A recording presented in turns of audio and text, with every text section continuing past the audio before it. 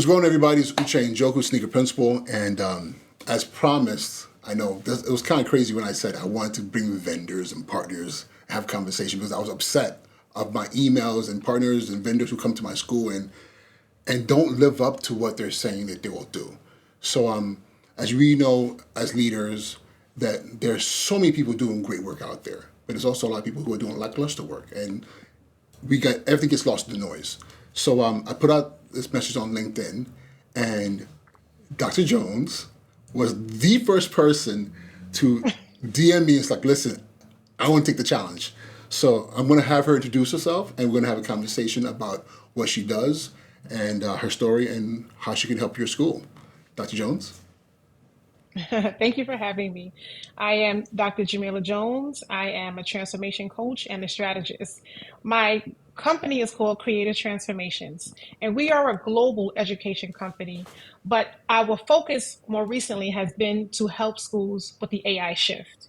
And in helping schools with the AI shift, we have four flagship programs. The first one is to help leaders, and it is called the AI for Educator Leader Success. We help leaders with their vision. What do they envision for their schools in terms of the AI shift? What do they envision for themselves? And what do they envision for their staff? And what do they envision for their students? And we all know we want our students to be future ready. We know that we want teachers to be the best that they can be. We want them to be effective. We want them to be efficient.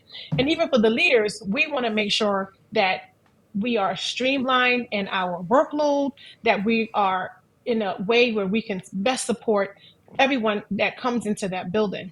So my company helps schools achieve that. We start with the leadership, and then we work down to the teachers. And with the teachers, we have one program that's called AI powered teaching. And AI powered teaching looks at training teachers on how to leverage the various AI platforms for lesson planning, effective communication, for classroom management, for differentiation, for assessment and feedback. And we show them how to do that so they can be much more productive in their craft and how they're reaching students. The third program that we have helps teachers teach AI to students in a non-tech way. And beginning around the 15th of September, I have a series of books coming out, and it's called Teaching AI with Confidence. And it's in four books because it's for K to 2, 3 to 5, 6 to 8, and 9 to 12. And I have lesson plans for every single week of the year, fleshed out with success criteria and objectives and a lesson that any teacher can pick up and be able to teach. And doesn't have a lot of tech. What it's trying to help them do is understand AI. And it has AI literacy. It helps them understand the difference between smart and not smart, what makes it smart, what makes it not smart. But then as they get older, we go and we try to get them to understand how AI can be biased. How it's AI, we think because it responds confidently that it's always right. So I engage teachers to help students with these lessons, and it's broken up into quarters, and it's a culminating activity and everything. But nevertheless, I wanted to put this out into the world so that we can be first and really having something concrete to teach students AI with. And so it's called Teaching AI with Confidence, and any teacher can do it. From kindergarten to 12th grade, it doesn't matter what your background is, any teacher is able to do this. And then I have something called cheat proof assignments. And because of AI and because of the assignments that we have been giving all along, it's very cheatable. And I was thinking to myself, how can we remedy this? So I started off with a YouTube series called Cheat Proof Assignments. And it's going to take a mindset shift. So I've recorded a lot of videos in math and English because that's where the majority of the cheating takes place at. And then by extension, it would go to social studies or science because a lot of it is literacy based. And I help teachers and school leaders to understand the mindset shift that needs to take place to make cheat proof assignments. And nothing is ever 100%, but I do show through English and math mostly how they can make cheat resistant activities, assignments. And then I created a GPT. And instead of the teacher trying to do that manually, they can upload any of their old assignments, any of their old tasks, any of their old uh, tests, and it will redesign it to make it more rigorous. And I have it to whatever you need it to be aligned to, because I know different school systems have different rigor, points. Some of it's the Bloom, some of it is DOK. Some of it, I have like 4 or 5 different ones. You can have it aligned to based on your school district and priorities, and it will redesign it, and it will also scaffold it. So it's not going to just make everything higher order. It will scaffold the activities so that a child can go through, various tasks that will eventually help them get to that deeper level, that higher level. And then I also encourage the responsible use of AI. So in that task redesign, it does inform the student what they can do. Go on AI and prompt it for this. So now they're encouraging the use of AI, but it's a more appropriate and responsible use of AI as opposed to just going on it to cheat. So I work with those 4 flagship programs, my staff and I, helping schools with this shift. One last thing that we are working on right now is something for another layer. I don't want to call it another flagship, but it's to embed throughout the safety of AI for kids. Kids are turning to AI for help for one reason or another. And we have to teach them to be safe with this because they are children. It is very easy for them to get eaten alive without realizing that, this is not real. Chat GPT, because I use that the most. You can turn on the voice part of it, and you can actually engage in a conversation with this GPT, whichever voice you like, and you can get really confused. And I had even gotten confused one time, so I have to stop it because it sounds like you're having a real conversation with a real person, and then a connection can evolve that's not healthy and it's not real. And so imagine us as adults. I'm able to recognize that as an adult and say, no, I don't think I should go that route. But children aren't trained that way. They don't know. So I'm trying to go on a small campaign of how can I educate not just educators and school leaders and teachers, but also parents and, child caregivers on how to make sure we're creating a physical space that kids can still go to talk to an adult as opposed to just going and talking to an AI who, again, always sounds confident, like they know what they're saying, and possibly giving advice to an unsuspecting child that may not be healthy. So that's, in a nutshell, what we are doing. And I'm excited about the future of education with AI. I know there's a lot out there, they're going to replace us. That's not really our concern right now. Our concern right now is trying to leverage it to meet the needs of the students, to make them future ready, to make things a lot more streamlined, and to get to a point where we can really personalize the learning in ways that we have never been able to do before. So that's the nuts and bolts of my company. Oh, thank you, Dr. Jones. So let me ask you this. So I am a principal, and I come across your channel, what you're doing, and I say, listen, I need help. I am AI resistant, but I know that I have to figure something out. My kids are cheating with it.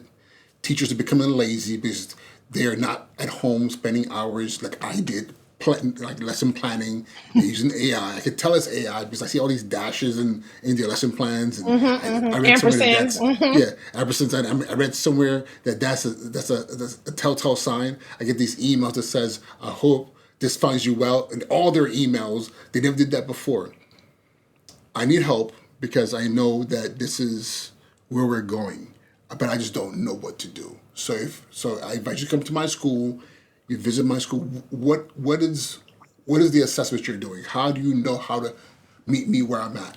And then, but I see your flagship products look to be vertically integrated, from the leader Mm-hmm. to the teachers all the way down to the Mm-hmm. students. Mm-hmm. So how do you triage my school and for support? Well, it starts with a conversation. I need to know where you are first. And do you even have a vision for where you want your school to be? I That's have the no most vision. important I have thing. no vision. I just don't want to lose Well, my job we because got All these young principals out here using AI, and I'm an old man, and I need to be relevant. So, but at the same time, you're not going to come in my school and have everybody on AI. But I know I need to do something. So, But why not? Why can't they be on AI? because it's We cheating. have to find a way to leverage, not necessarily. We're gonna sift through that. And we would work together to show you first you have to be developed and you have to have some working knowledge of AI. We have to level it for you so you can understand it, because it doesn't make sense to push a program on you and you don't even understand what it's doing. And if you don't have the buy-in or the understanding, how can you now expect that on your teachers? And it's just going to cause a level of confusion, frustration if your belief is they're cheating. So yes, maybe it could seem that they're cheating because they're using this as an assistant, but let's teach them the responsible way to have this assistant.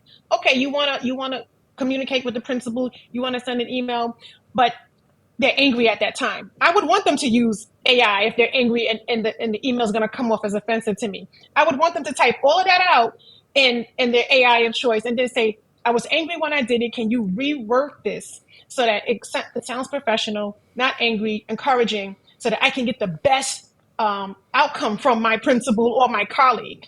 So we would look at things like that. We can also look at, okay, I the never kids thought are about cheating. that. Never thought about that actually.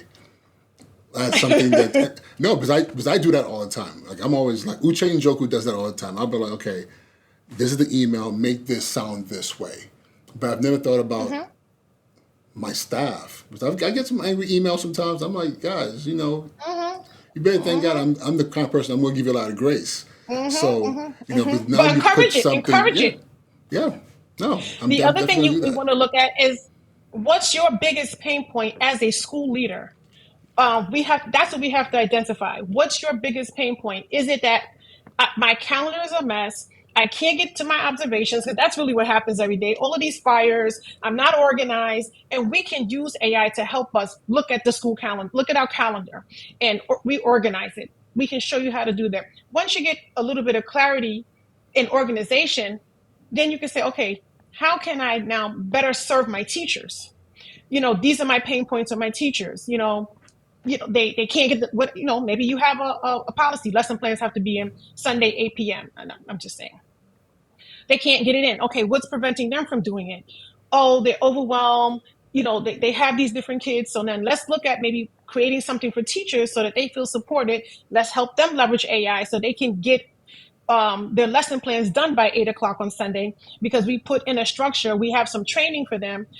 They can put in information.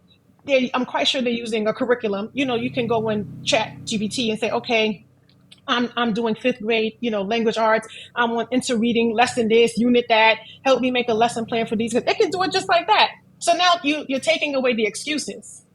And so now it's not about just making the lesson plan. What are we doing? How's the lesson plan serving the kids in that class? Because just because you did a lesson plan doesn't mean that it's the best lesson plan.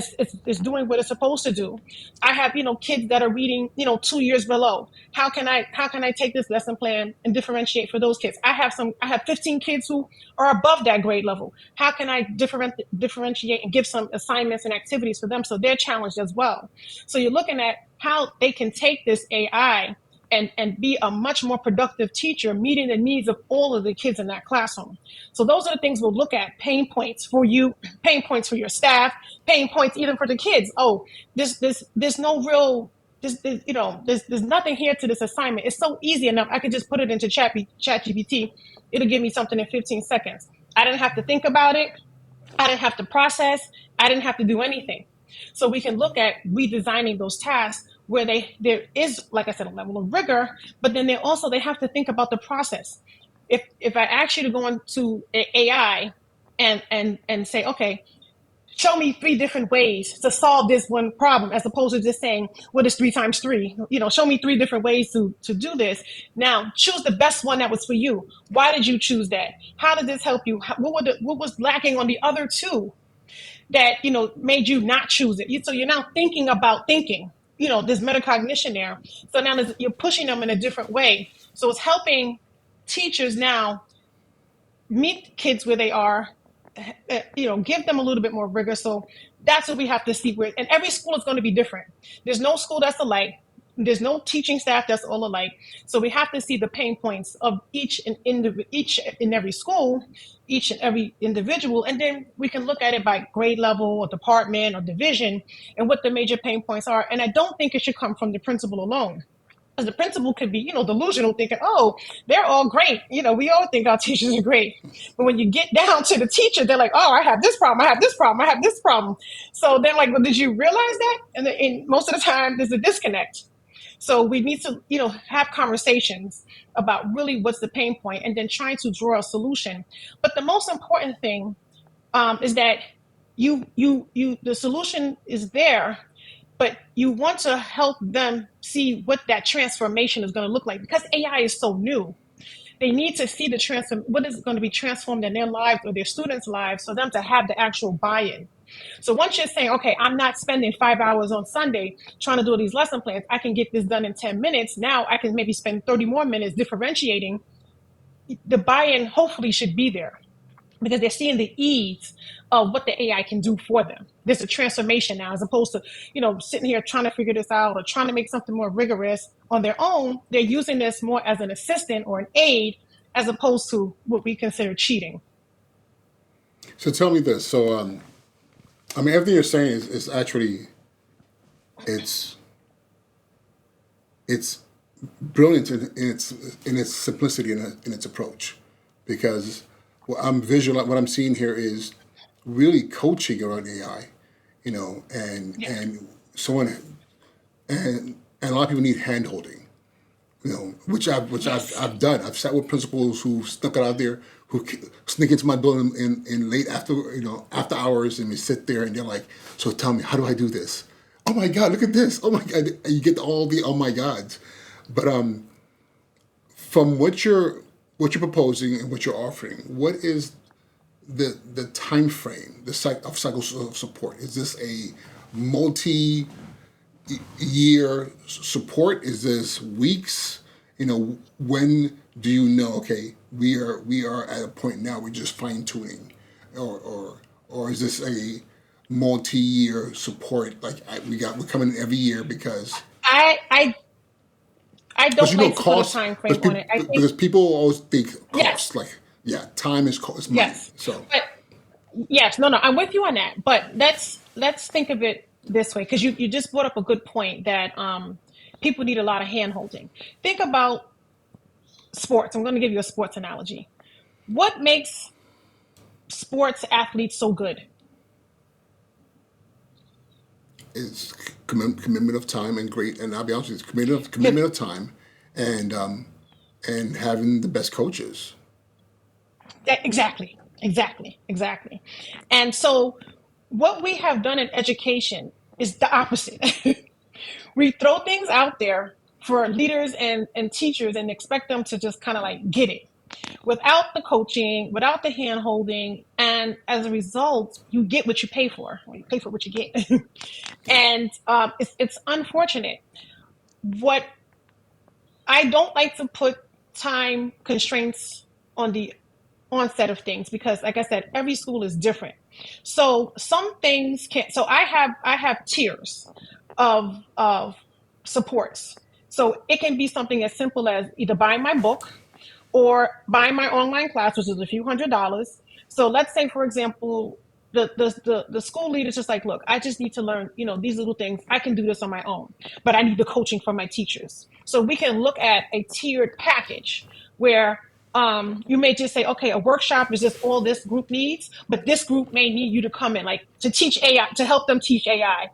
We need you to come in and work with them. Wow, I'll take your little few $100 online course and you can do a 1 day workshop with this group, but this group really needs you to come in, for the next, 7 weeks and work with them and model for them, what to do. So that's why I don't want to put it together as every school gets this one particular package. It's really, it goes back down to the pain points that's identified, and then the best solution to remedy that pain point in the, I guess, the cheapest way for the school. And And I'm that's why I assuming, have various tiers, and that's why I have various tiers, because it's a very comprehensive system that I have. But I don't want it to be a one size fits all, because there's, like I said, some like yeah. me, I would love to learn on my own. But when I learn it, I may realize I need you to come in once and show me, right? But I may not need you to come in 7 times and show me. But this group who needs a whole lot of hand holding, you need to be here for the whole year with them to move them.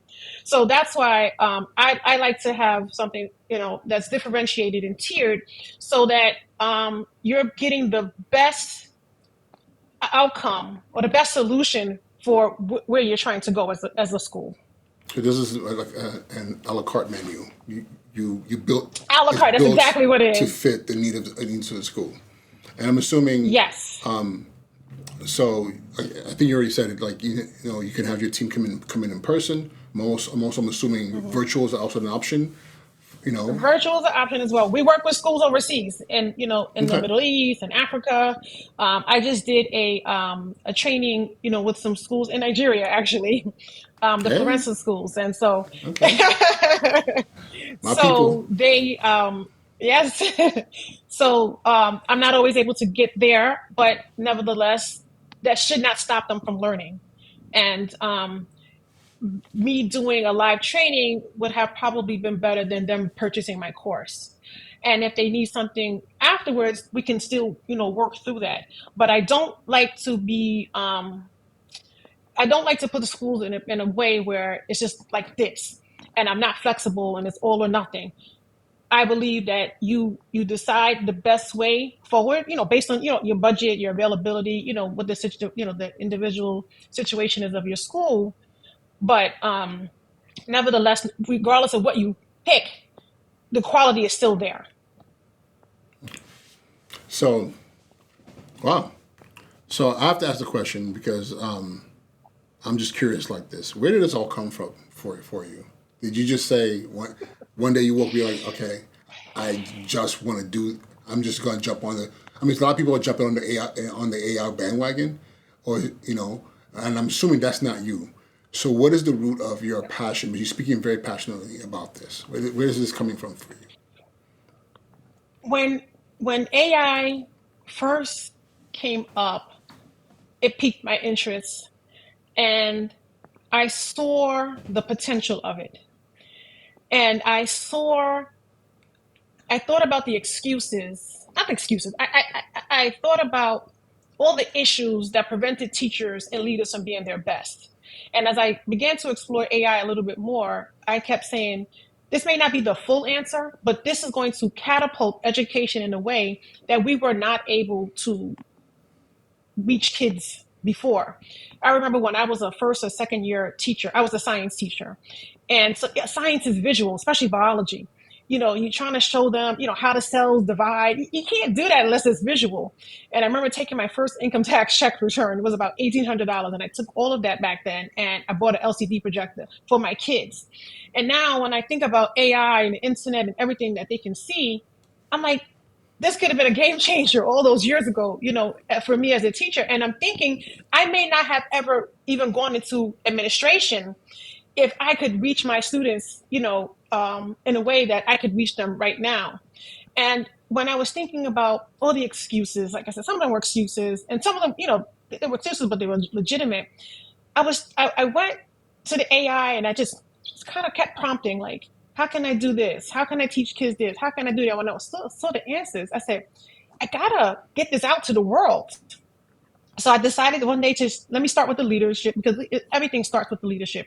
I said, let me make a course. Let me just start with an online course that I can take everything that's in my mind and put it somewhere that can be, memorialized. And, whether I'm here in this world or not, there's still some kind of version of it in the world. And I just went, I said, let me think about operations. Let me think about the beginning of the school year, because that's where we are right now. That I would be working so much. I'm like, if I could just make this much easier, if I can get out all of this communication rather easily. And I just kept recording. I just kept recording. I just kept recording. this is how you can do this. This is how you can do that. Okay, we got, now somebody's going to come and say we need to have a plan for this school year. Let me go get the data from last year. Let me plug it into the AI and see what it says. Let me group the kids by the students who are the worst performing. What were their issues? The kids who were almost there, they're like that 55 to 64 group. What were Your they missing that they pushables. couldn't get to a 65? What about the kids who are 65 to 84? What about the kid, like what was the data saying about them? And then what do I do for them this year? And I just kept, tinkering, and finally was like, I need to let the world know that they can do this now. It was very hard before, and if you didn't know Excel and you didn't know how to do the little algorithms in Excel, you kind of had to wait for somebody to do it, or you had to do it manually and figure it out yourself. And I'm like, it's doing this in seconds. It's giving us data that we can deal with in seconds. We don't have to wait now for somebody to disaggregate it for us. We can make decisions immediately with this. And then I started to go and my husband's a principal, so I'm like, can just give me your school data, just take everybody out, because I want to see what it can do with it. And I'm like, look, you're sick, your kids suck. Like, they need this, they need this. He's like, you don't think I know that? I'm like, well, this is what I'm this is what I'm getting. And then I realized that because I'm not right now in the school system per se, like leading it, but I work with a lot of schools. But I'm like, I'm gonna go the schools that I'm working with. I'm gonna show them how they can do this. So it just kind of evolved as I got stronger with the AI, that I want to show people how they can do it and how we can change. And I think in an earlier conversation we had, my ultimate goal for this right now, at least in the next few years, is to get to a level of personalization where we're working with kids, helping them understand how they learn and how they learn in different subjects. And if we can get the AI to help us create personalized instruction by subject for kids, for example, if they want to learn history, but they want to go back in time and live through what history was like so they can understand it better, we can do that. If we want to have, if we want to, take on the role of a surgeon and we're really like learning the body systems, as a surgeon, giving kids that opportunity. I know it can be, difficult, with timing and stuff like that. But I think if we're flexible and our minds are open enough to it, we can really give kids an education that they have never received before. No, I fully agree with that. The possibilities are endless, and those of you who are watching this and you've heard me talk about this over and over again, this is honestly, if you are in that space, whether you are a expert and you're just struggling with trying to find a way to sometimes some of the hardest things to do is as you're learning AI and you're using it, is explain to somebody else, because because the learning is constantly shifting. It's not a solid, stagnant thing. So I might explain something to somebody one day, and the next day I'm like, don't do that. It's changed, and that's why I like about what you Yes. said earlier about the coaching aspect of it, having that constant support, because eventually you might not need that support, but it's so early in this new season of this new technology that the weather is changing every day. There's some new advancement. I just read an article today about how one AI platform was used to thwart a crime syndicate that was using another AI platform to steal information. So the Oh. newer platform, I forget what it's called, is so much more powerful. It was able to catch the people using Claude, I guess by like back engineering, you know, Oh, what was wow. happening using Claude. So now the fact that, and what that tells me, somebody said, listen, we're going to use this platform and prompt engineer it to now analyze this other platform. And I'm like, wait a minute, AI versus AI now? Is this what we're doing? But again, it's a little scary, but at the same time it's exciting, because it says to Yeah. me, what is it? What is the future going to look like? And I think about this all the time. I have a 5-year-old and a 6-year-old, 6.5-year-old, and I'm asking myself, right now they're in kindergarten and first grade. What is school going to look like for them when they're in high school? This is going to be a Hmm. very different space, and we need to make sure. And they're in a space in their school where I don't have to worry about that. Their school's already, doing that level of work and pushing them in that space. But and I shared this with you earlier in our earlier conversation, and I say this with everyone. I am and I would like to say we've both been and are urban educators. We've been in spaces that lack. Like you said, you took your tax return and bought a projector. I used to buy sneakers for kids. Like I would take my tax return and buy sneakers Mm-hmm. because I had kids who were like embarrassed coming to school because they didn't have literally shoes were too small or shoes were busted. They'll be made Yeah. fun of, and I knew I had to do something there. But and so in these spaces, we know that the the focus is not always how are we making sure our kids have the tools to succeed into the future. It's really typically about how do we get the test scores up so somebody doesn't get in trouble. You know, Mm-hmm. so Mm-hmm. the work you're Mm-hmm. doing, I think, is amazing, and Mm-hmm. and yeah, I I'm. appreciate It's not. This is not. that. This is not what I expected. This is not what I expected as far as comes. I thought you were gonna be like, "Hey, I got this app. Oh. Yeah, I got this app. If you do this app, no, you're saying no. This is a human to human. This is human to human interaction Yes. around this technology, Yes. and a lot of Yes. people are not saying that. That's Yes. not a common thing. Yes. People are too busy building apps and dehumanizing the Yes. experience. And And the one thing about platforms. AI, yeah, The bigger and companies are building platforms. yeah, Yeah. No, no, this is I'm practical. I want to help I want to help the adults to help the kids. And that's always been my way. I've always been, an advocate for coaching, an advocate, for making sure that the adults are in a predicament for success. So that's my way. I look at things all the time. A lot of it is around policy, and I'm not saying that's not important. It is absolutely important. A lot of it is also around theory, which is fine as well. You're completing your doctorate. I completed my doctorate, so it's a lot of theory that's out there. But I'm more like I what is the practical side of it, and that's why I have dedicated the work that I'm doing to the practical side.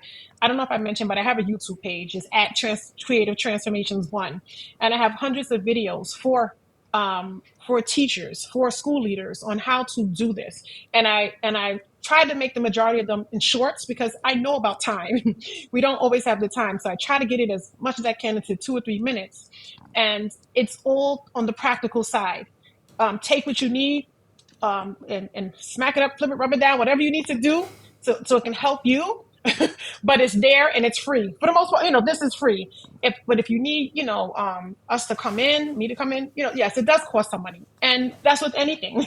oh, But remember what we said before: a good coach and your commitment is what's going to is going to be the game changer.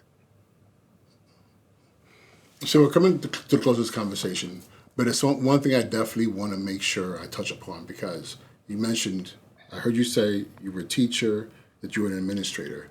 So, what is your education journey? And I say this because I'm sorry, any other vendors who are out there, I have a bias because sometimes I talk to people and I'm always asking myself, do you really understand what I'm going through? Because that's something Mm, that's very, very important. Because and not to say, listen, I have some great vendors and I have partners, but one thing, my goal is also to turn a vendor into a partner. That I don't have to call you a vendor; I call you a mhm, partner. So I have partners mhm, right now mhm, who mhm. are never educators, but they over time have learned what school leaders go through, and they're very empathetic and like, okay, how do I help you? And you got to make your money. But sometimes a lot of vendors, it's all about the bottom line, not understanding that that's something that's critical for at least for somebody like me. When I hear somebody says I was a principal, I was a teacher, I'm like, oh, that sparks my interest because then there's so maybe a little bit more, a little bit level of trust in the front end. So, what is your story? Where did you start teaching? What is that story?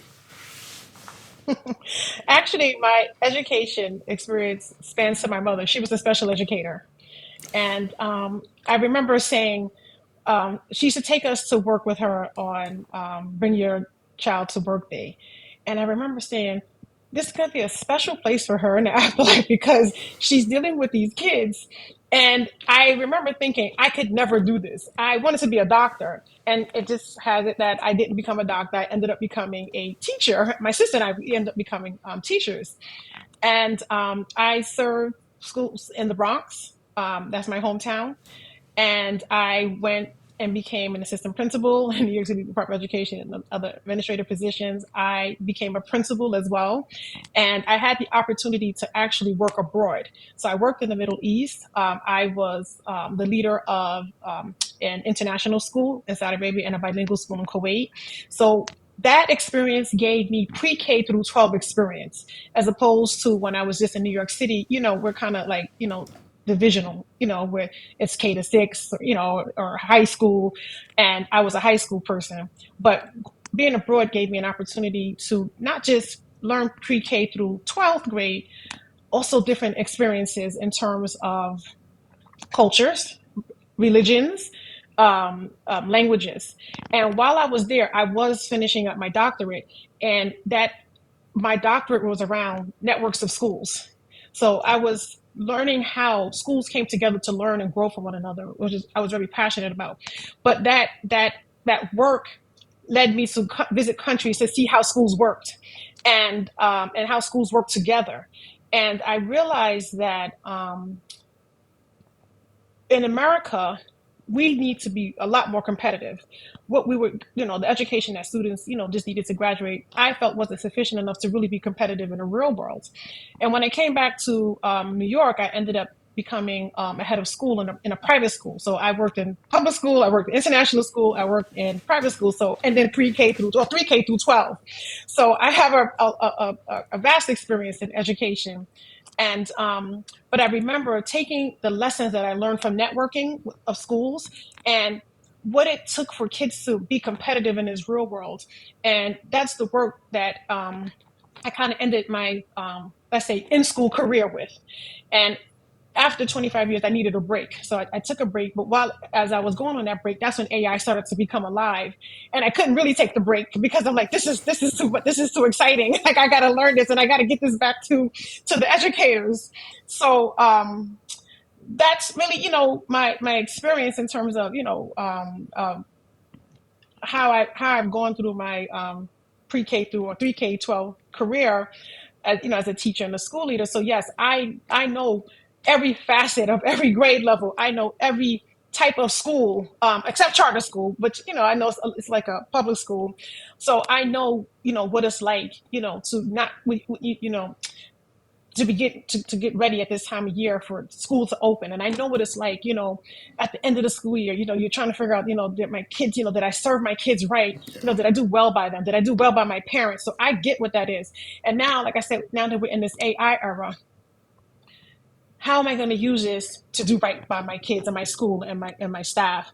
And that's the work that I want to do. I want to help schools, school leaders navigate this shift, become better at it, and ultimately meet the needs of your students so that they can leave you future ready, and you can, rest your head at night knowing that I did right by these kids, by what was available to me. I didn't shy away from the technology.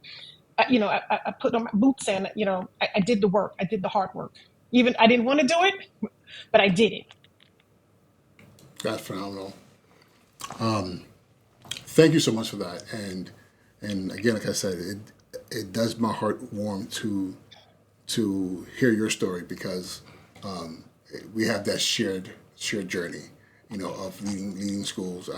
My career's been transformational schools, nothing international yet, but definitely You'll across New get York City and across there. two other states, California and Nevada. So I definitely understand. And then having had the pre-K through 12 experience, so that gives you a very That's different important. lens. That's Yeah, important. and I started off as a high school. It's funny. I started off as a high school science teacher, teaching living environment in Okay. Walton, Yes, yes, and yes. yeah, Oh, and okay. so going through that and then to be here now. So okay, so is in closing, is there anything else you want to add? Is there like a last, you know, thing I you want to just put want out to there? encourage. I just want to encourage the educators and the leaders. Um, I know it's a scary time. I know there's a lot of rhetoric out there, and I would just say, just open an account. Just tinker with it a little bit every single day. It's not like Google. You can speak to it like it's a human, but just try it a little bit. And even if you want to start off personal and then go to something professional, but just try it because it's not going away. And I don't want it to be wasted when you could have like saved hours of time preparing, hours of time. I don't want you to miss out on reaching students. Um, and if you don't know what to do, seek help. um, I mean, I'm not the only person in the world that's doing this. Other people are out there doing it. Just try to seek help. Try to, at least, get started. It's not about something being easier. It's just working smarter, not harder. So just try to get out there and try to, figure it out. There's a lot of help out there. But your students deserve it. You deserve it. So And Dr. Jones, I'll thank you end with so that. much. Thank you so much. Thank you for having And me. I have to say, you said there's a lot of people else doing the same thing you're doing, and I'll be honest with you, you're the first one I've come across. Everyone I've come across Oh, in this space is offering to do it for you versus let me help you do it for yourself, for which yourself. is a Yes. big difference. You know, Yes. I'm a big proponent, and I tell my staff all the time, closed mouths don't get fed, and I'm a believer That's in right. you teach you teach a man you give a man a fish, he'll eat for a day. Teach him how to Yep. fish, he'll eat for a lifetime. Exactly. And I this concur. yeah. With that one. Hmm. So I love I love what you and your team are doing as far as saying, listen, we're going to come in here and we'll walk with you. If you need us to hold your hand, we'll hold your hand. If you need us to just be coaches on the sideline saying, hey, turn left, turn right, or Yeah. go back over there and stretch, then and then if it's something where it's like we'll come in and assess what you're doing and just give you feedback. Hmm. Hmm. These are things that we know will really motivate growth versus, Okay. hey, I'll create an app for you, Yeah. and then you still don't know what's happening. Yeah. So They yeah. don't because they don't know why they're doing it. There's no context. Exactly, exactly. Well, Dr. Jones, thank you so much for being courageous and answering my call. And I hope there are more people who do the same thing. And Thank you. I I look appreciate it. and for those of you who are watching, I'll make sure that all of her information is in the description. Please reach out. Even if you're still skeptical, just engage in the conversation Yeah. and find out. I'm Because here. worst I'm case scenario here. is not a I'm good here. fit. Yeah, yeah. And Yes. best case I'm always scenario here. is it's a phenomenal fit. So you got to start somewhere. So again, Thank you. I thank you so appreciate it. much. I appreciate you. And with that All being right. said, ladies and Take gentlemen, care. till next time. Take care. Take care.